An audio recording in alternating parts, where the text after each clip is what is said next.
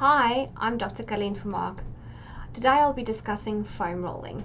Foam rolling has exploded in popularity over the past few years, no longer only used by just athletes and trainers, but foam rolling or myofascial release is now used by people at all levels of fitness. The goal of foam rolling is to improve muscle function, performance, and range of motion. When a tight muscle or trigger point is released, you're better able to move freely, move with less pain, and improve your overall performance. Activity, age, and injuries can cause your muscles to lose flexibility over time, which in turn creates adhesions and pain. Foam rolling allows you to place deep compression on these areas, reducing pain and adhesions, while creating improved range of motion. Researchers have discovered that foam rolling during a warm-up can improve flexibility more than static and dynamic stretching. Using a foam roller on these tight muscles and trigger points has been shown to improve flexibility and help maintain proper movement patterns.